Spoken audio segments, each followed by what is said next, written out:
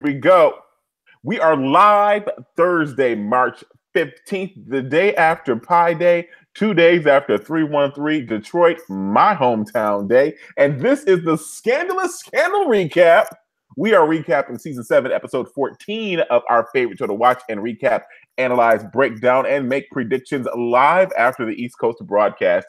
And this episode was called The List. I am your host, Larry Brown Jr., joined by my fantastic host, co-host, friend extraordinaire, queen of everything, Queen Cocoa Bean. True. Janiyah, right? Janiyah, good evening. How are you? Hey, LBJ, I'm doing very well. And You got that hair. You got that hair nice and pulled back. I must say, I told the folks in the front, somebody's in the hair and makeup chair, so that's why we were late tonight. Well, I'm going to tell you what really happened. My contact lenses were possessed by a demon. Listen, hence my glasses being on in this chat. I haven't worn contacts like the last month, I think. They literally were hopping out of my eyeballs across the room. That meant that they're probably old my and neighbor's stale. apartment. Are they old and stale? Are they old and stale contacts? No, they just were rebelling. They had a rebellious spirit. You probably, so this is nerd talk. This is so not related to the scandal chat, but you probably had them inside out, which is probably why they were folding out of your eyes. Are you trying to school me on contact lenses, LBJ? I think you started wearing them before me, didn't you? I'm sure I did. I was I started freshman year of college. That's when I started in college. So yeah, middle school. Gotcha. Oh yeah. So glasses for me, 5th grade. Contacts, first time in college. Anyway, we are on a tangent, but we are here in the scandal recap. Thank y'all so much. Listen, hashtag the conversation if you're wherever you're talking about the conversation. Yay. Right there where it says scandal recap. Right there. That's our hashtag right there. And we want to shout out everybody who's in the chat. Shout out to everybody who was there before we started, who was like, "Where's Larry and Janiyah?" Charlene, I'm so sorry. PG, Grace, Mrs. Creole Davis. We've got Akosua O, Charlene McKinney, Mikhail Ben Yisrael is here. We also have Stanley Johnson. I knew there was somebody else. Stanley Johnson, D. Ramsey, Tashelle, as well as Lacey Rideout, the Jan Blake Moore, and of course, us here. Thank y'all so much for hanging out with us. Listen, it's been a week, it's been a day, and y'all are here without any tweets from either one of us during Scandal. So thank you so much. We appreciate you. And to everyone who's not watching us live, but you're watching us in the replay, we appreciate you. I know I owe a couple of comments and likes and replies to a few of you who commented on the last few videos. I normally respond on behalf of myself and Janiyah, right? So I'm slacking. I'm not grandpa. I'm not slacking, but I've got a lot of work going on right now. Anyway, let's dive into this episode. Tonight's episode, Janiyah, was clear-cut from the headlines of America, from all things entertainment, politics, business. It essentially dealt in the Me Too movement without saying Me Too. Yep. LBJ once again ripping from the headlines. That's our Shonda for you. She ain't wasting no time, LBJ. She said this show is going to go out with a bang. It will go out with a bang. It's going to go out with a bang, but we'll talk about what that bang might be a little bit later in the conversation. Let's start tonight. So tonight we meet this African-American sister who's walking in to Scandal Mart. This is the same Scandal Mart where Papa Pope went. If you guys didn't remember, didn't notice, this is the same everything store that Papa Pope went to when he bought the suitcases and all the things that he was buying when this whole Quinn, Robin, Lindsay giving birth thing was going down, right? Did you all notice in the background when the girl walked up to the counter to buy the gun? Did you see what was on the wall? Did you see what was on the back wall, Janiyah? LBJ, no, I missed it. What was it? Oh my gosh. If you saw what was on the back wall in Scandal Walmart, please put it in the chat because I will give you a shout out and I'll give you like a ghost prize, like a fake prize over the internet or whatever. But yes, it was. I want someone to tell me. You've got 5 seconds to tell me what it is. I'm going to go to the chat right now because there is a delay in the conversation in which we're talking versus when they actually hear us on the chat. So I'll wait for the chat to catch up to see if anyone saw what was on the back wall of the artillery of the gun wall. Yes, Jennifer Marco. First of all, welcome to the chat. Yes. Jennifer Marco is the first one to do it. Yes. Okay. So good. So Jennifer Marco, so wait, first of all, Dan Blakeman thought that B613 had both of us this evening because we were late. So Dan, somebody was in hair and makeup. That's fine. We've already established that. So listen, Jennifer Marco, you got it right. Jennifer Marco says that there was a "Have you seen me" sign. Who was on the "Have you seen me" sign? Who was the guy who befriended Papa Pope, who got killed at the quarry. He was the one on the "Have you seen me" sign. I'm like, Candace, did you see? Candace, did you see that? She's like, I missed it. I'm like, babe, like, that's the man that got killed at the quarry. Yes. Oh, LBJ, you just made us all feel so bad for Candace just for a second there. Her sitting there. You know what? Girl, we're so sorry, girl. We're sorry, girl. I mean, this has got to be tough watching this show with Larry Brown Jr. But I am so happy we watch it with you, LBJ, because LBJ, I have said it many times. This is why this show must be watched with a community.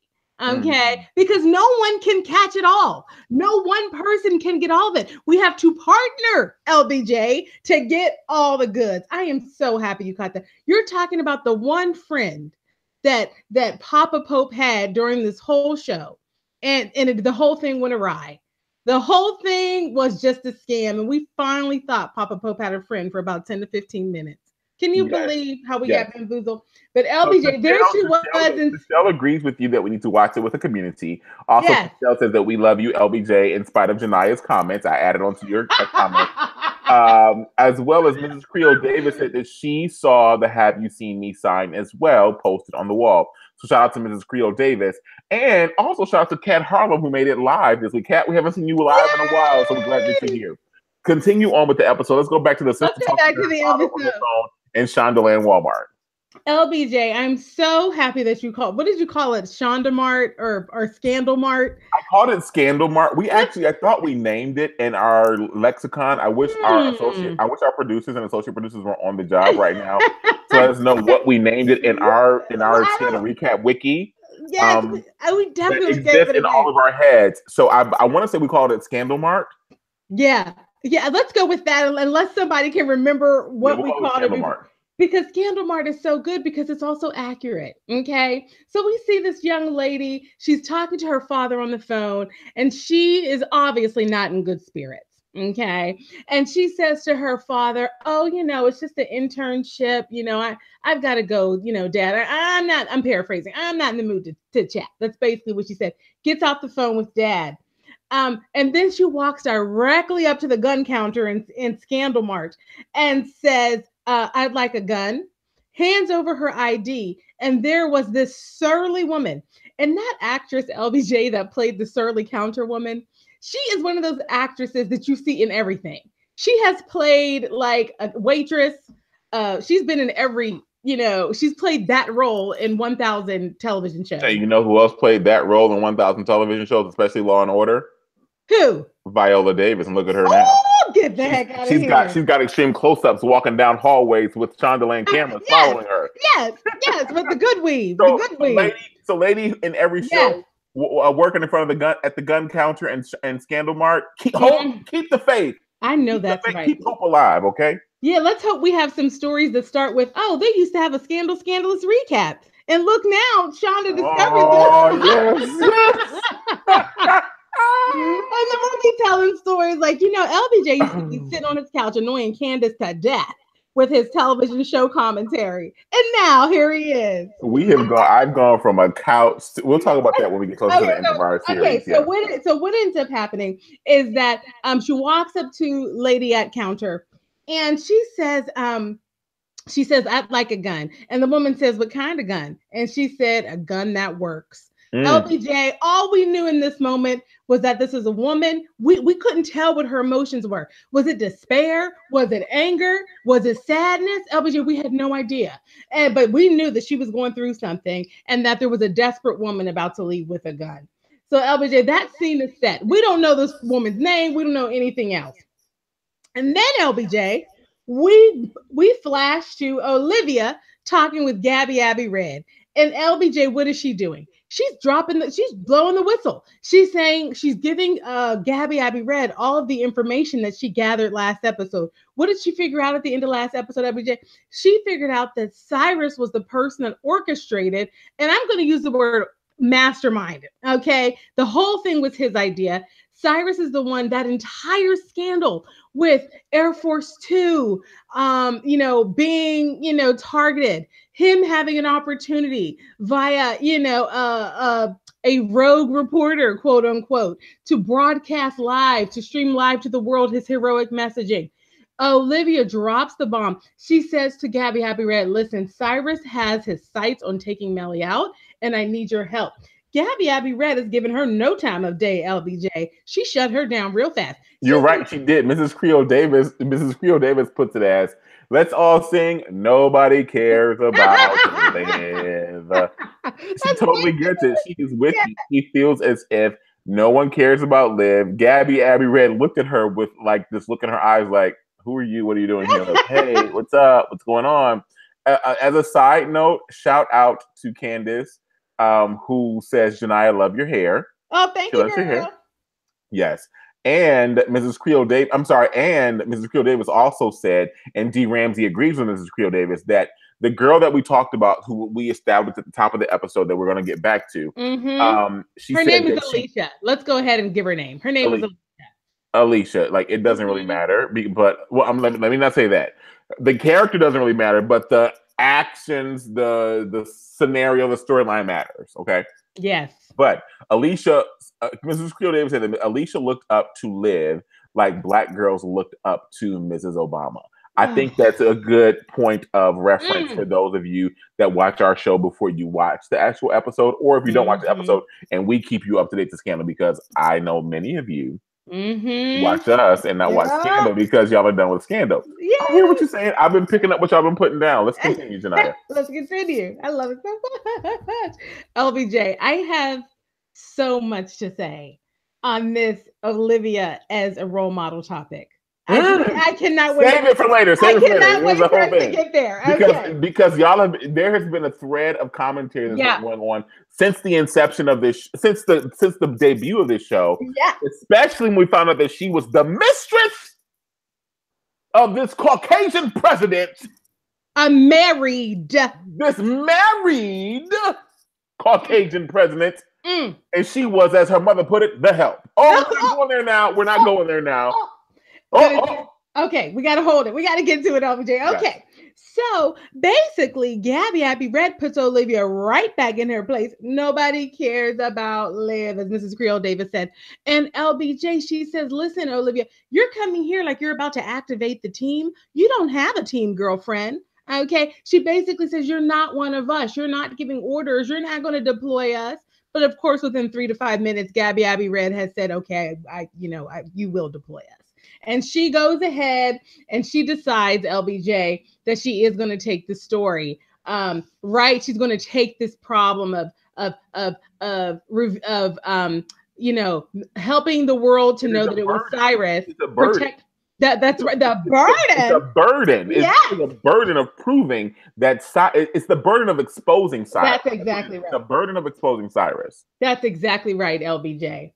And meanwhile, back at the White House. Come on.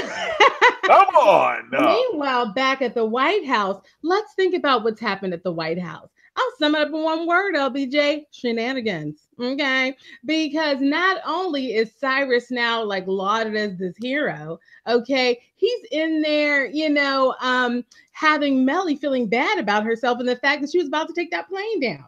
And so we see Mellie and Jake. And Mellie and Jake have a couple of interactions throughout the episode, but we then see Mellie and Jake. Mellie's laying on the floor. She's thrown her back out doing yoga.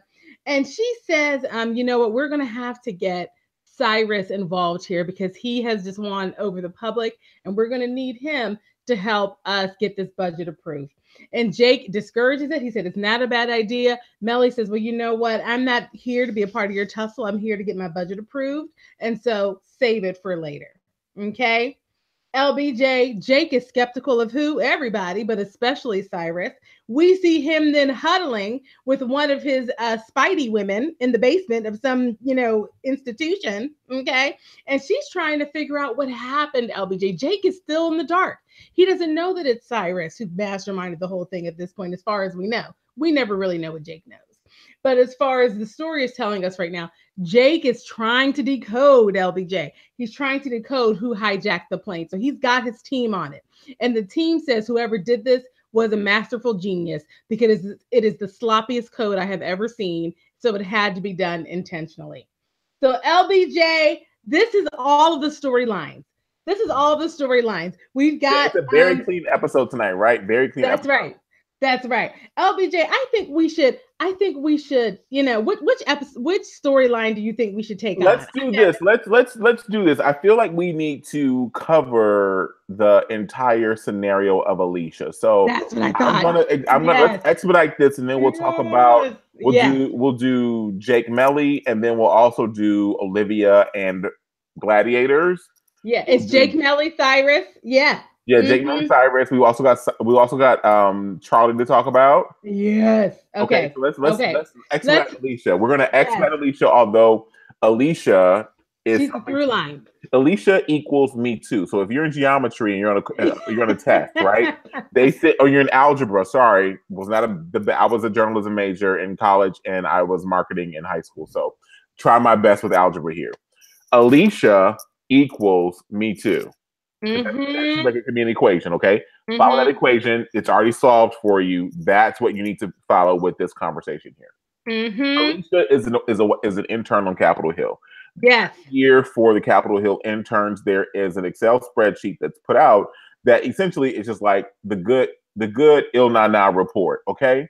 And it is the Il Na Na, and I'm using colloquialisms here just for the sake of the conversation. That's right. Yeah, just for the sake of the conversation, not to degrade, not to belittle anything. Okay, I'm just giving it to you as it's presented in the show. That's right. And so this spreadsheet is presented annually across the board for all of the women, all the young women. It's maintained, LBJ, live. I said annual. Yeah, it's annual. No, it's ongoing. So the roster is annual, but the updates to the categories, to the names, happen in real time. So essentially, it's not even an Excel spreadsheet. You know what it is? It's a Google sheet. Because Google, you can have collaborators and it updates in real time. It's a Google sheet that they're using. Yes, it is. Essentially, and they relate everything to food. Filet mignon, prime rib. You got your filet. I said filet, prime rib. You got your T-bone. You got your porterhouse. Then you got your vegans. You've got gluten-free. Like the ones who don't want meat, or the ones who are into eggplant, if you will. Okay. And that means you're not putting out. And that's what Alicia was labeled. Alicia was labeled as one who does not put out. So when it came time to rank them, when it was all said and done for these internships, here are the ones that have had sex, so you should put them on your teams. Here are the ones that have not had sex. Dismiss them and send them back to Podunkville, USA. Yes. And that's what they intended to do with Alicia. Alicia learned, we met Alicia at a late point of contact. Shout out to all the theater members, all the theater and actor majors who know what a late point of contact is. And we see her talking to her father. She's telling her father, "Daddy, it's okay. I didn't get it. It's fine. It's an internship." This girl plans to kill herself. We don't know that, but we learned that she killed herself. She killed herself because she found out what they said about her on this Excel spreadsheet. How do we find out? Because she sent to her intern advisor, the one who had the power, the man that sat over her.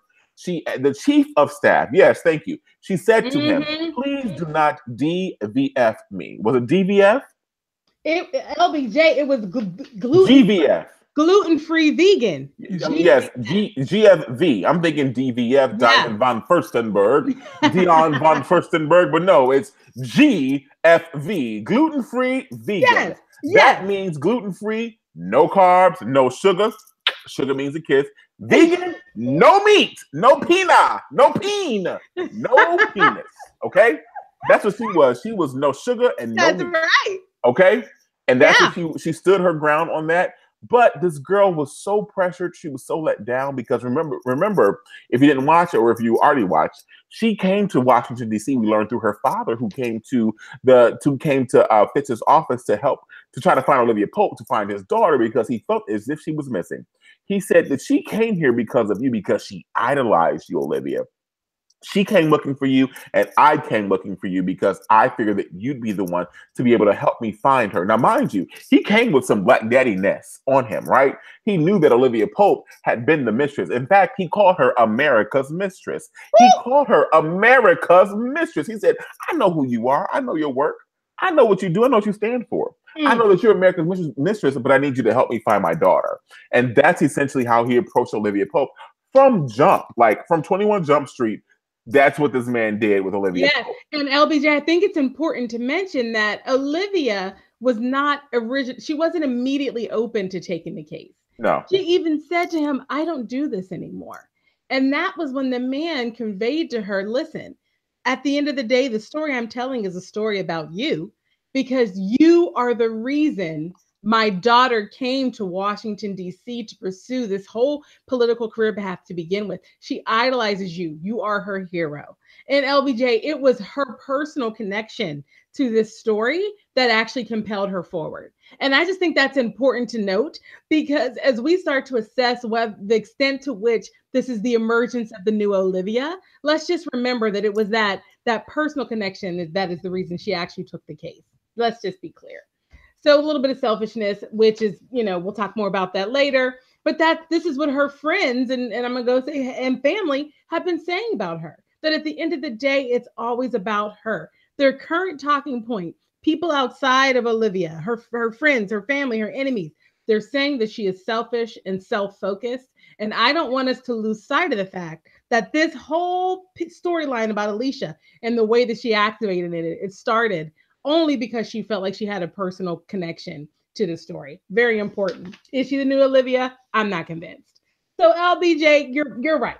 You're right. I'm right. So let me clear something up in the chat going on right here. First of all, as always, Mrs. Creole Davis is in the live chat, like as she is our third host in the live chat. Mrs. Creole Davis, we need to bring you in March 29th when Scandal picks back up to come in at 11 o'clock when we go live because Scandal starts at 10 p.m. starting March 29th until the end of the season.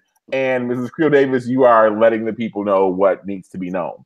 Mrs. Creole Davis says she corrected and she's like GVF, first of all. She also talks about how this girl was a natural sister. And Candace agrees with her about how she stood in her truth. And how she was different from other women and other girls who were on the Hill. And then Sierra Bartlett. So Grace says it's the DTF list. So DTF, Grace calls the list, the Google sheet we're talking about, the DTF list. This is so funny. Janai, you may not laugh because you're granny sometimes. I know what it is. You know what DTF is? Yes. Really? I do, LBJ. And this list is, And LBJ, I'm going to say it because you're not going to say it. No. Wait. No one needs to say it. No one needs to say it. We all know what it is. So listen. I'm talking about Mrs. Creole Davis. I framed this whole moment around Mrs. Creole Davis because Mrs. Creole Davis, I'm telling you, she is the third host. She's the third host. No, she's the fourth. Dan's the third host. Mrs. Creole Davis is the fourth host. And then we've got Zoe and a few other folks who like chime in every now and then. Yeah. So we've got what is DTF from Sierra, right? Then Grace comes back and it's like Sierra is down to F, like it's down to F, right? I'm sorry, that's who said it. It was Grace. So Grace is the one who said DTF means down to F.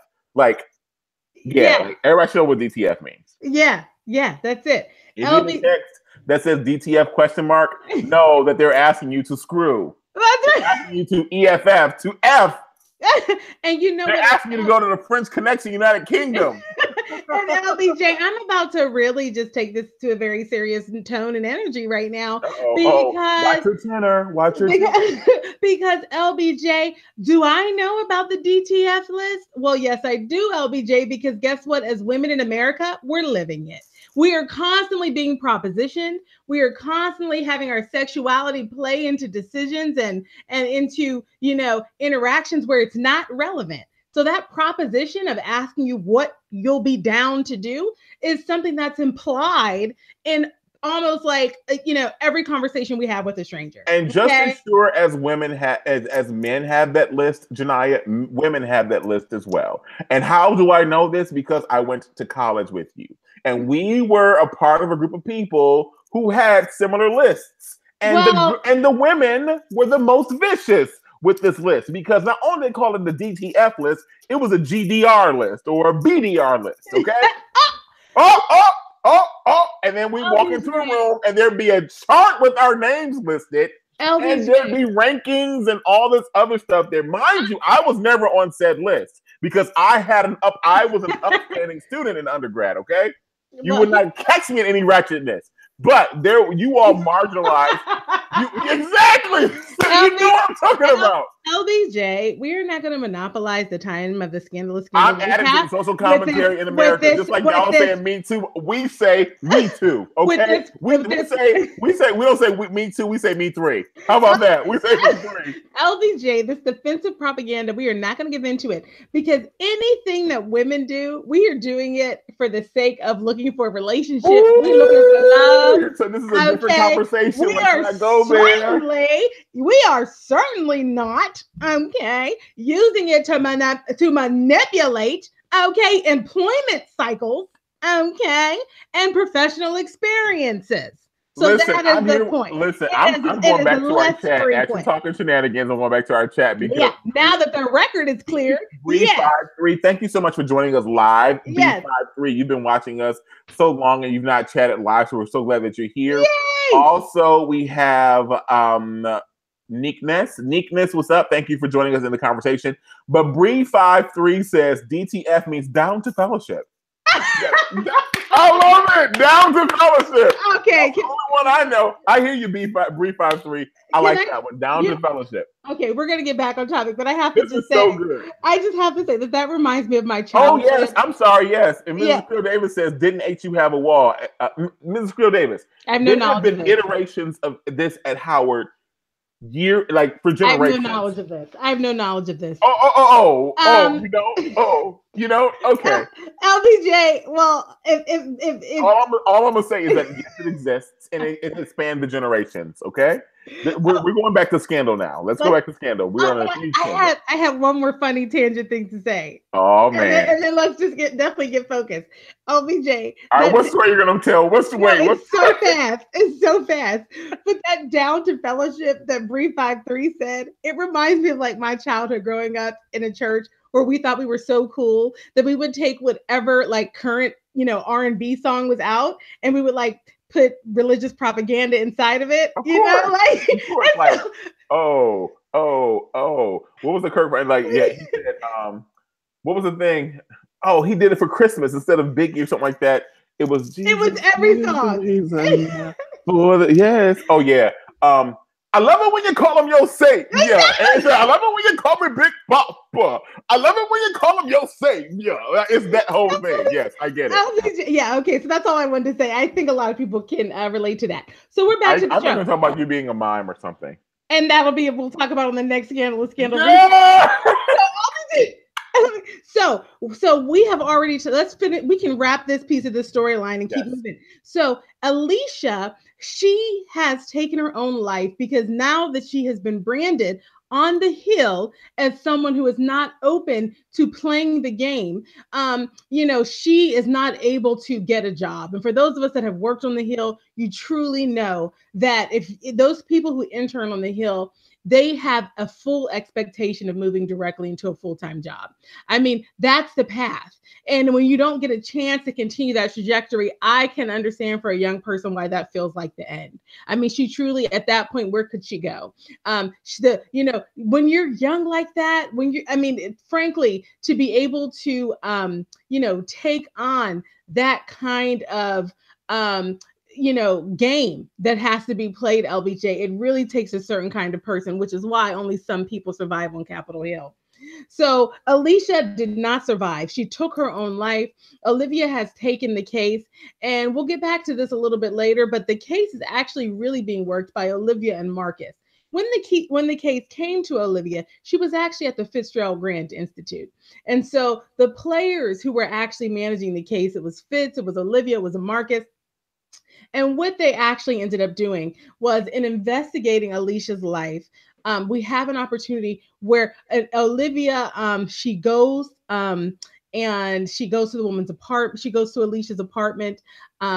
She ends up talking to Alicia's roommate. We find out eventually that Alicia's roommate had also, was also an intern and is now converted to a full-time permanent employee on the Hill, had to sleep her way into the job that she deserved, and so Olivia and Marcus and Fitz, they ask this woman to stand up and be the voice of change. And that young woman, LBJ, I mean, she's straight out of college. So how old is that even? I mean, she's like 20, this young woman. Yeah, I'd say 21. 2021. Yeah.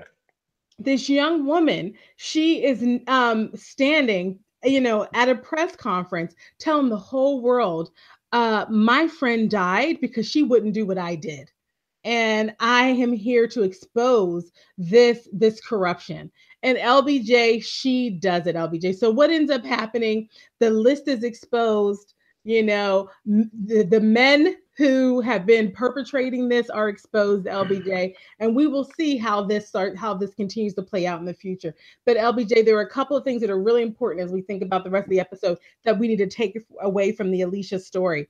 Number one, Olivia looking for partnership to fight for Alicia's case.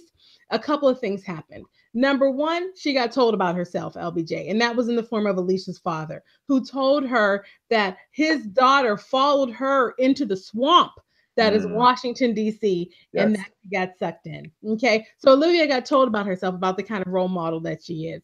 The second thing that happened is Olivia tested the waters of some of her old friendships.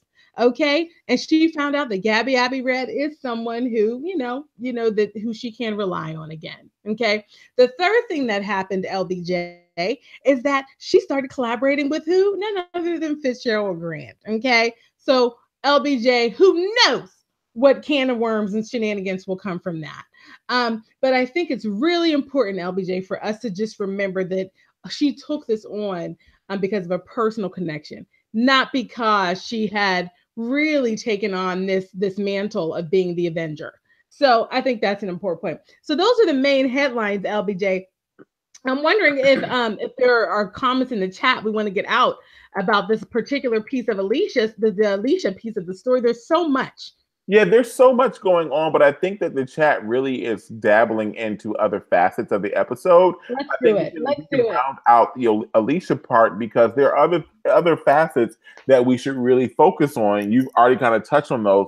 We've got to deal with the Mellie, Mellie, Jake. Let's go to Jake and Mellie. So essentially, Jake and Mellie have been working together since she's been president. He is her Rowan. He is her Rowan, and he is her Fitz, and they're working together. But remember, that's masculine and feminine energy, okay? Essentially, skipping all of the lead up to this, what happens is Mellie and Jake end up on the floor together. Oh, how do they end up on the floor together? They end up on the floor together really because Mellie was doing some yoga. She was yoga Mellie. She was yogi Mellie. She was namaste Mellie. Okay, right, she was namaste right. Mellie. And being namaste Mellie, she injured her back. She probably she hurt her sciatic nerve. Something happened, right? She threw her back out. Yes. You have a good yoga instructor to lead her into the right moves, the right poses, right? Yes, yes. So all the episodes, she's going, oh, ooh, oh, my back, oh, my neck and my back. She's doing all that stuff, right? So essentially, at one point during the episode, she's like, I have to just lay on the floor because it feels so much better to lay on the floor. Mind you, this is after Jake told her to call the chefs and order fried chicken so they can work through this issue at hand, right? The federal budget needs to be approved, and they were about to get up against the budget not being approved, and the government could be shut down. Imagine that, right? So they're working through that. Jake, let's order some fried chicken. Shout out to Fried Chicken Mellie. and they order the fried chicken. It comes up she calls it in. It comes up on Crystal and China. They're sipping out of Crystal and eating off of China the fried chicken. And she has to lay on the floor. When she lays on the floor, Jake is there with her, strategizing together. And he looks at her. She looks at him. They exchange looks one more time. Her hand is out. He just pats her hand like, "Oh, I'm just patting your hand." I was like, really? Are they about to take this turn down this street, down this road? I'm not ready. Make it a cul-de-sac and get out now. Like, make a loop around and get out. Don't go into the sunken place, because both of you are crazies. Yes. And essentially, that's what happened. Like, and the one who pulled out of it, no pun intended, was Mellie. Yep. Mellie was just like, I'm not. You got what I was. Yeah. Oh, that was so funny, right? That was so funny. When did we become crass? We're crass at the Scandalous. We are, right? We're scandalous on the Scandal recap. LBJ, I have to, on the topic of being crass, when you were talking about Il Na Na, LBJ, something so funny was in the chat. I have to document it. Yes, please say it. And it was Dan Blakemore. He was like, Il Na Na, I can't find it, LBJ. He was like, I can't even remember who's the woman that sang that song. Foxy Brown. Yeah. Brown. He was like, can paging Foxy Brown, can Foxy Brown please pick up a white courtesy phone? Yeah. The Il Na Na. Il Na Na, because LBJ, how long has it been since she got a shout out for that? Long time. Oh, long time. Okay, please continue. Long time. And shout out to D. Ramsey for picking up that Kaya reference. My neck. My bad. That's right. Oh, yeah, we know. We can go there. We can become all things to all people. Don't play with it. Do not play with it. We're very versatile as the Scandalous. Listen. Okay, please continue. We just have a pause for crassness. We go through this whole bit, right? Wow. And Charlene McKinney does it. She says it best. She says that, and then she puts the emoji hand, stayed too long. So Jake has his hand on Mellie's. Can you believe he's like doing one of these numbers here, and Mellie's on her back because she got sciatica. She came up, right? So she's like, my neck, my back, my she's doing that whole Kaya thing, right? Yeah. Jake is like, I got you, boo. I got you. She's like, I really don't want you to. So let me pull my hand away and let's stop this whole thing. And she tells Jake, listen, I'm not about to be fits up in this White House. You ain't gonna be my Olivia Pope. I'm not about to be sleeping with you because I'm the president and you're near me. She's like, did you rub Fitz's hand after you all had a hick? Have you had a hit or a lick? You knocked somebody off? Did you and Fitz do that? No, you didn't do that. So you're not doing it with me, sir. And that's how she sets him straight. She sets him straight that way. Yes. On the topic of setting people straight, something amazing has just happened in the chat. Tall Delta 55 has just entered the chat, everyone. This is Larry's mom, my favorite person. Okay. She will love the fact that you gave her. She is my favorite. Okay. I didn't even realize it. I see it. Yes. Hey, mom. My mother is now watching and in the live chat. She is my favorite on Facebook. And she is my favorite. D. Ramsey. Hey, Tall Delta. Oh, she says no. She says, "Hey, Sarah, you got a sorrow." Oh, y'all, Sarah. Hey, Sarah. But LBJ, we've got to talk about this a little bit here, because what we saw Mellie do in that moment, and let's hope it holds, okay? But what we saw Mellie do in that moment, LBJ, is the thing that we wish every leader would do. And it's just to have some self-control. Now, we all know that Mellie is horny as a very toad, LBJ. She is horn to the knee. Okay. She has made it very clear. Okay. She is emotionally vulnerable. Okay. Still getting over the recent loss of her boo and an explosion. Okay. She's feeling very alone because her number one ace, Olivia, has betrayed her and is now gone. LBJ, she's very vulnerable. But you know what she did? LBJ, she exercised self-control. And I think we have all just said this. When we see a leader go down for something as dumb as sex, you just think to yourself, why? Why couldn't you exercise self-control? There's no reason that you couldn't have exercised self-control. And so I think the other thing that Shonda was doing with that moment is showing why having women in leadership is good. indifferent because there is a different kind of dynamic. And I'm not saying all men don't have self-control, but I am saying that she was showing us a model of a woman president showing some self-control in a moment where she could have done the exact opposite very easily, LBJ. Mm-hmm. So I think that's really important. And so Mellie, she shuts him down. She says, I am not about to have an affair with a subordinate, and that's what you are. Nice try, buddy. And she said, for all I know, this could be a power play. She called that out too, LBJ. She did. She shut it down. And so that's where we left things with Jake and Mellie. We left it with there being a tone of frustration on Mellie's part of there having been a line crossed, and also a frustration on Jake's part that he was called out, number one, but also number two, in calling him out, on a power play, it made him.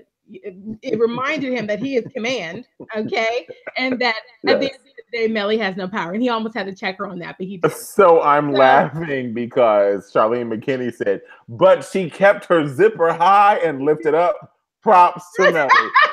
That is perfect, Charlene McKinney. I love it. She kept her zipper high and lifted up. That's what she did. Yeah, and keep it there. While we're on the subject of Mellie, though tonight, we have to pay homage to your boo, Marcus Walker, who essentially had this meltdown with the president, not the first lady at this time. She's the president, and he goes to her to essentially talk about this whole movement moment thing, right? And she's like, I can't do this. I can't get involved. I don't want to do it.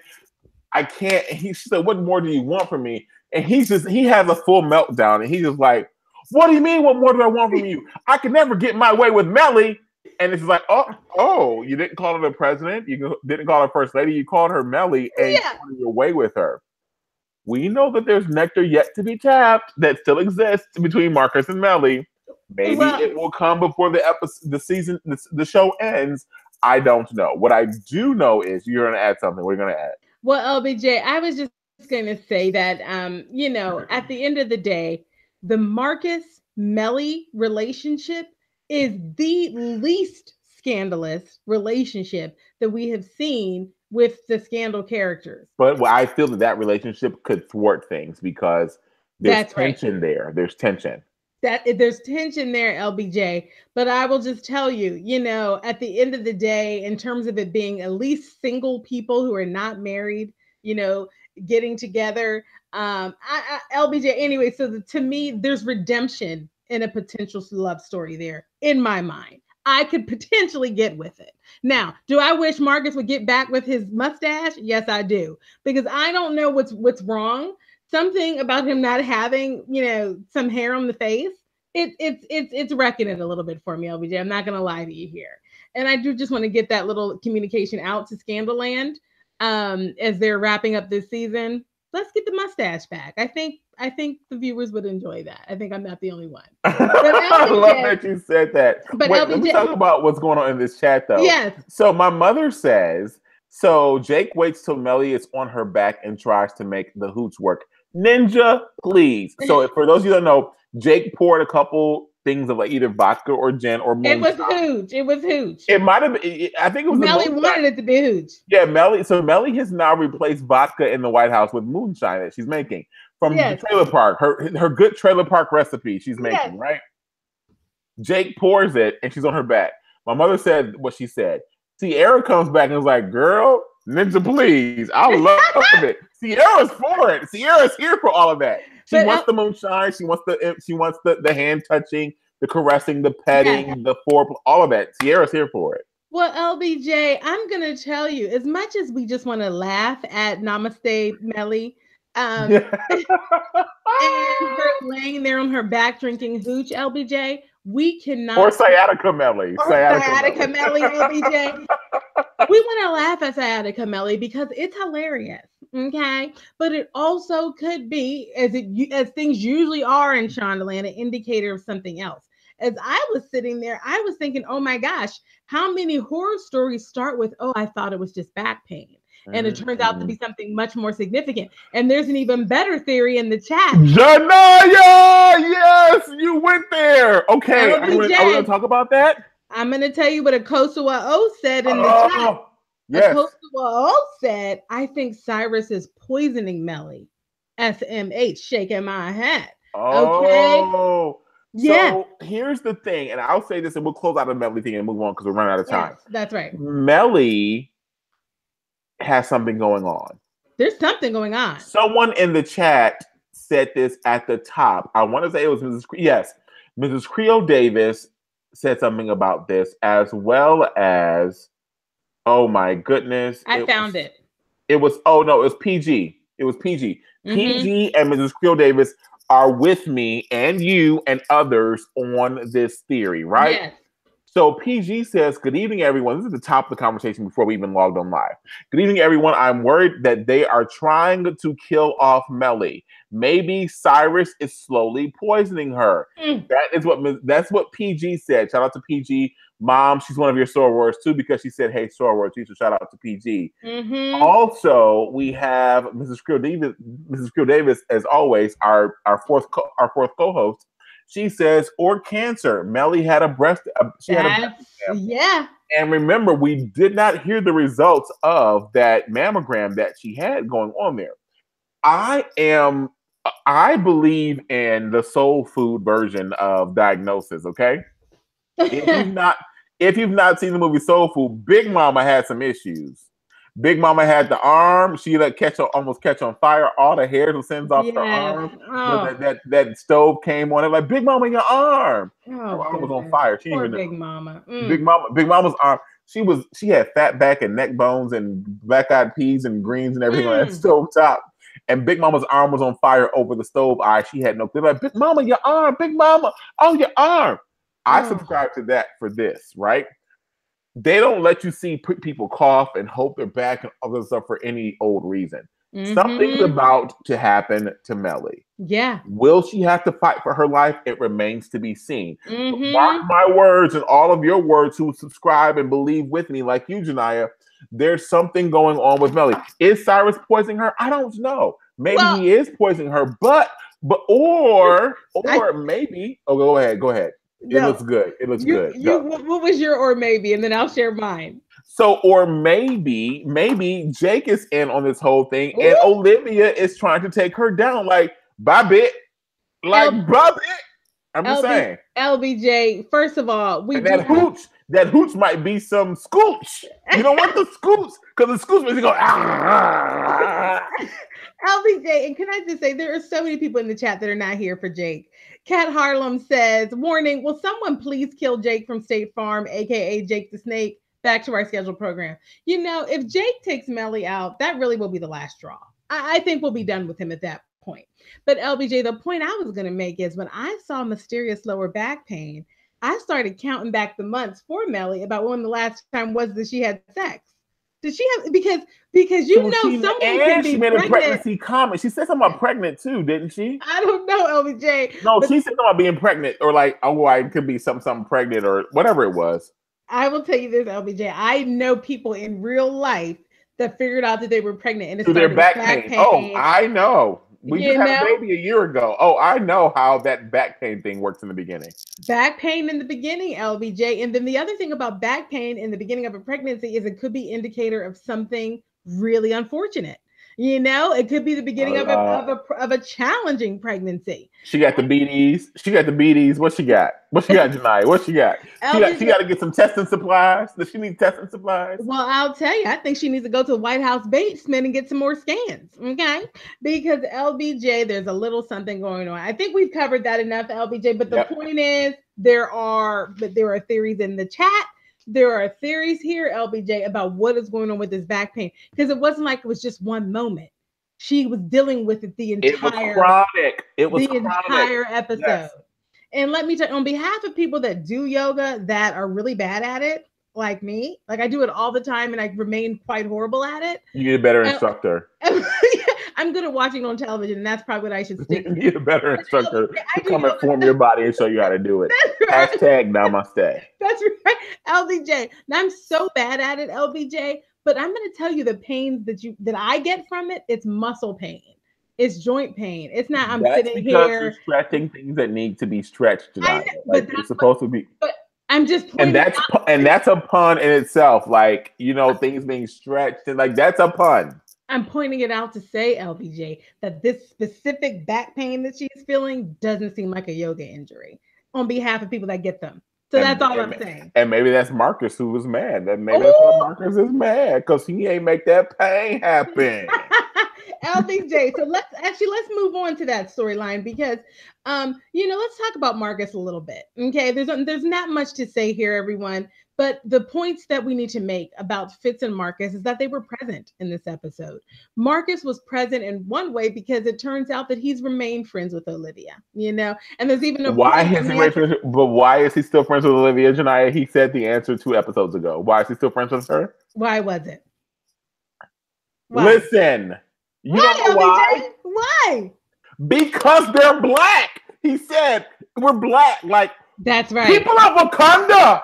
People of Wakanda, gather round, gather near. You're right. He did cover that.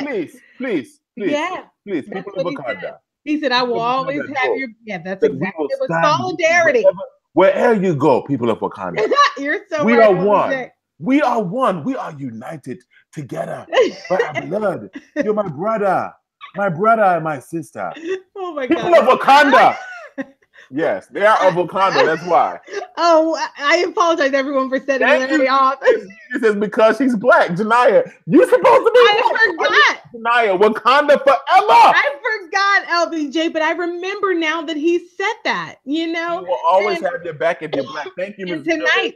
I will always have your back, is what Marcus said to her. Yeah, he sure did. And LBJ tonight he said, "Now you being black, right?" And that's what he said tonight. Tonight he said, "Oh, I truly am your only friend, aren't I? You don't have any other friends left because you keep coming and talking to me." LBJ, so what ended up happening was that because Marcus works at the Fitzgerald Grant Institute, Olivia was communicating with him at the Fitzgerald Grant Institute, which meant that Fitz became a part of the narrative. And this is important because what ends up happening is Fitz giving Olivia the green light to use his organization and his resources to move her agenda forward on the Alicia case. And Fitz ends up, I'm just going to go ahead and say it, LBJ, because we're already having the crass scandalous scandal recap. LBJ, because it's a scandalous scandal recap. LBJ, he's getting off a little bit on watching Olivia work. I mean, frankly, because you have to remember, it's the power of Olivia that has always attracted him. And so as this whole episode ends up being about the power play on Capitol Hill, Fitz, after all is said and done, okay, we have found a voice for the deceased Alicia. Fitz wants to sit his happy tail down, and I just need the chat to just back me up on this because, Fitz wants to sit his happy tail down with Olivia and do a little bit of, how did he exactly say it? He was like, "Did I take advantage of you?" That was a good moment though, because he did a check-in. I call those check-ins. LBJ, I don't call it a check-in when your question is, I wrote it down, was I inappropriate? Janiyah, no. Okay, look at what we saw of their relationship. Hello, Olivia was a predator on that man. They turned Fitz in that whole what was the Defiance movement. They turned Fitz. That was their whole goal. Her nectar is what got him to react. So he has now taken the nectar, and the nectar has lasting effects. It's PTSD nectar. And he's like, wait, did I make the nectar flow? Like, what did I do? I don't think that Fitz was checking in out of respect for Olivia, but he did not know that the nectar got him before he got the nectar. Olivia preyed on that man. I will say this, LBJ. Mrs. Creole Davis said in the chat that Fitz was looking at Liv. Okay. Cat Harlem says, yeah. He had a flashback. Once you go black, you never go back. Fitz is falling in love again. Okay. And D. Ramsey said, nectarless, Liv and Fitz and Jake are tied for first. I love it. LBJ. But here's the point. The point is that Fitz says to her, was I inappropriate? And she says, no, that was different. We crossed that line together, and I would do it all over again. Hashtag no regrets. I'm paraphrasing. She a freak too. But LBJ, at the end of the day, there is no way that they were equivalently inappropriate. At the end of the day, he was married and he was the one in power. So it does not matter, LBJ, that Janiyah, it was a campaign. He was not in power. They ran that campaign. He was the face of the campaign. He was the puppet of the campaign. He was Pinocchio. He had a team of people who were Geppetto. I'll take that. Was a Geppetto on that team, okay? Olivia, that's why she said to me, in my mind, that's why she said, no, we crossed that line together so that he had that guilt of, oh my God, did I hurt you? Did I put you in the situation? She's like, let me soften the blow, because he doesn't know the wand that I wave of my black girl magic, because I have diamonds between my thighs, like my until I rise, and he has no clue of what he's dealing with, because I can make him turn blue, and that's what happened. I made a rhyme. That's what happened. Akosuo said the nectar is coming. It is. It's coming fast. No, because that spigot is building up and it's about to overflow. And LBJ, it is going to overflow. Dan Blakemore is reminding us that Fitz was the governor of California when all this went down, LBJ. Oh, so, I hear what you're saying, though, LBJ, that Olivia was definitely in the driver's seat for a lot of it. But I'm just saying, for him to phrase the question of was I inappropriate and want to be relieved from guilt, to me, that was one of those. Oh, is that Jesus or is that some booty calling? What's that, Janiyah? Marcus, do you really think I'm going to talk to you after you were fawning all over Mellie tonight? I don't think so. Nice try. Janiyah, you tried it. Are you down to? was that a down to fellowship? Oh, what was that, Janiyah? What was that? Live on the show. Hashtag caught. What can I say? Hashtag Janiyah is down to fellowship, people. I cannot. Listen, LBJ, I think team building is very important. So anyway,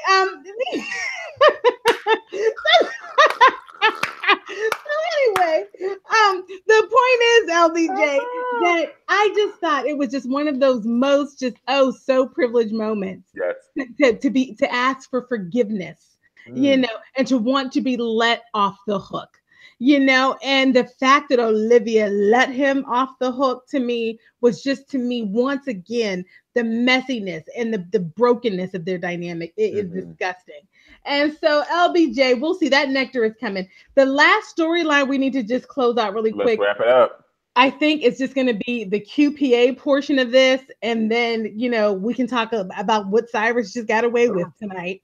The QPA portion of this is that Gabby Abby Red, she went ahead and galvanized, she got QPA working on this by pretending like she had come to this suspicion of Cyrus based on some conversation she had with David.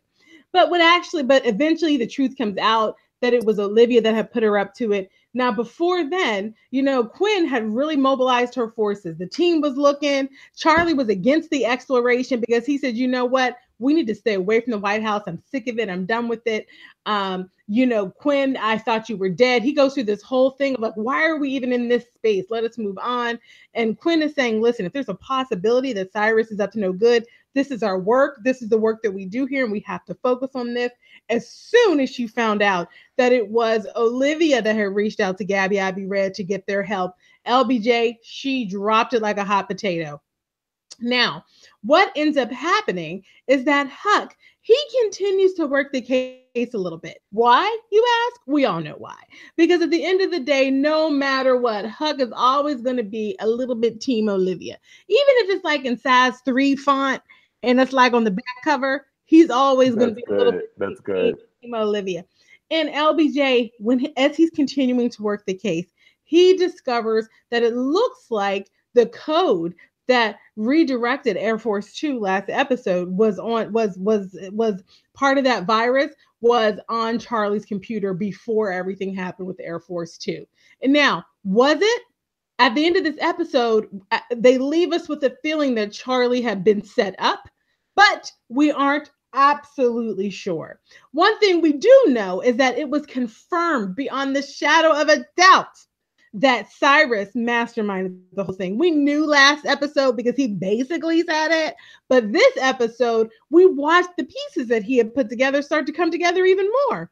He had intentionally taken David Rosen with him on that trip so that David Rosen would have to recuse himself from the proceedings. as the entire thing was investigated. Now David Rosen, because he was there, it's a conflict of interest. Cyrus did that on purpose. Why did Cyrus do that on purpose? Because he knew the person that would be asked to backstop David Rosen if David Rosen recused himself. Come on, backstop.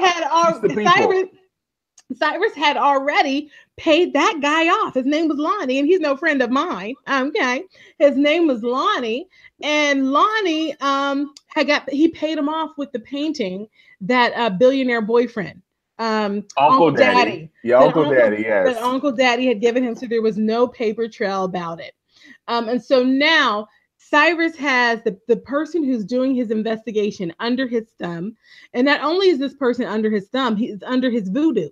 Because when Lonnie starts to get a little cold feet, Cyrus does one of his "It's for the Republic" speeches to get him roped in again. So he's under his thumb with the painting, which is very, worth millions. And then also he's now got the virus, Republic voodoo going on in Lonnie's mind. Lonnie feels like he's doing something, that is the right thing to do for America.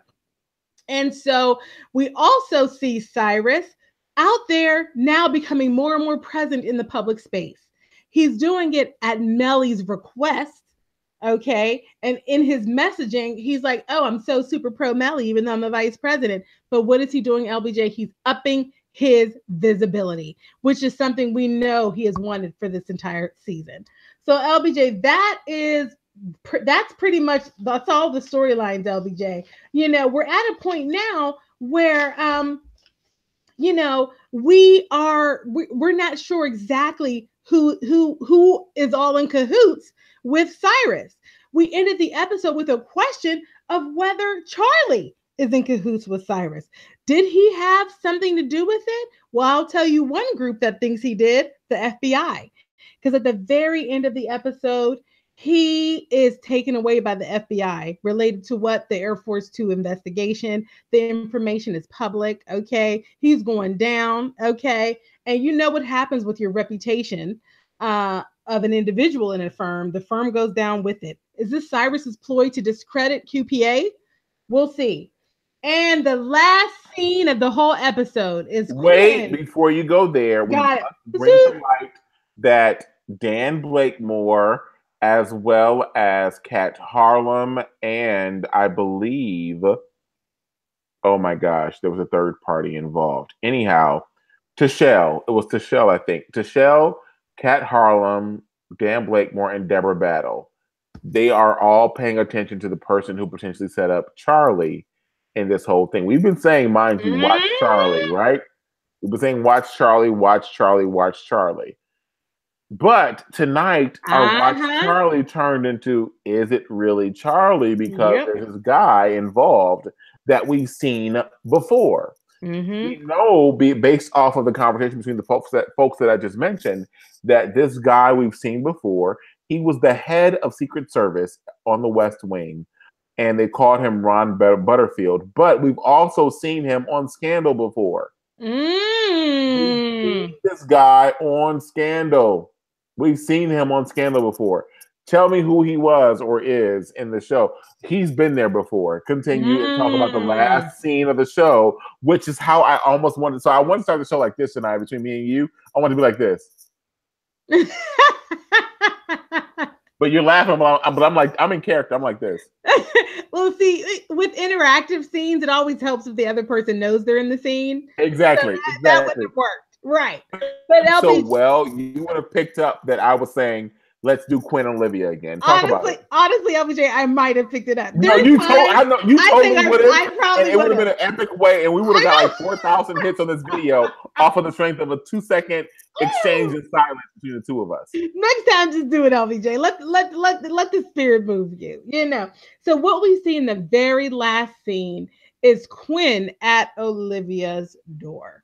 Quinn, who just 20 minutes earlier in the episode had said, Olivia is no one we can trust.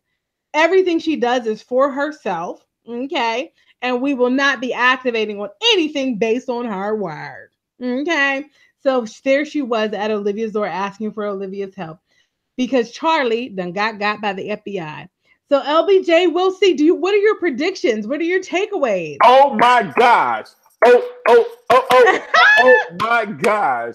So here's the thing. I think that we've got a few episodes left, and we've got to dive into it and take folks out, pick folks out. We are going to lose the Gladiators. Somebody is about to. Somebody's going to die. You're not wrong. Before we got to the final season, yeah, we're going to lose. I said before it's all said and done, we're going to lose the Gladiator. Who is it going to be? Could it be Charlie because he's technically a Gladiator now, and he might be collateral damage? Maybe not. Could it be that we will see something happen between Marcus and Mellie? Marcus has unfinished business, and Marcus has ties to Mellie, Fitz, and Olivia. Marcus is the obvious pawn to play in this game, as well as Quinn, Robin, Lindsay.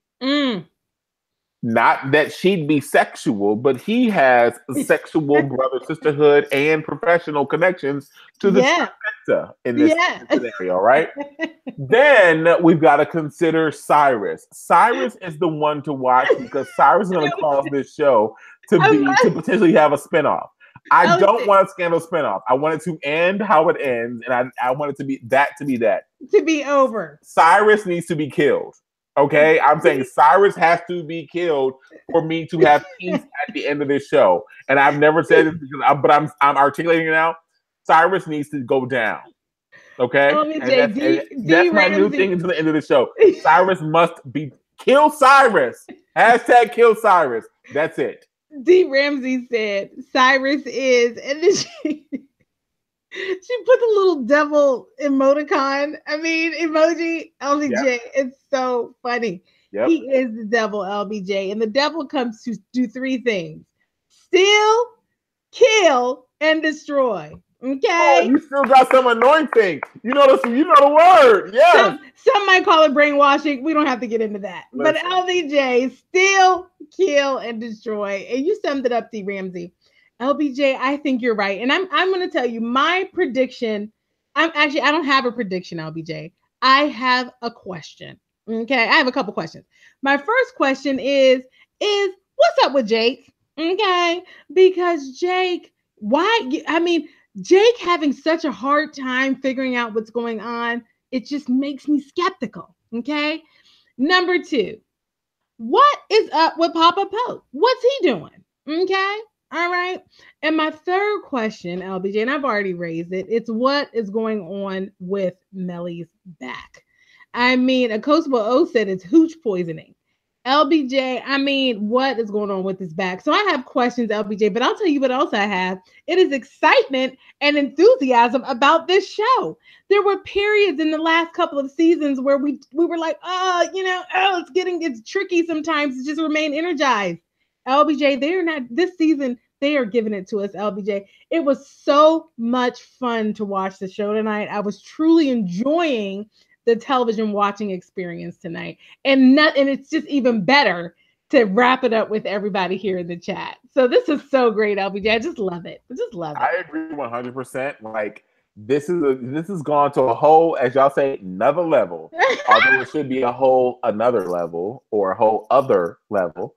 But we say whole nother level. And this is going to a whole nother level. And I love it. I'm here for it. Yes.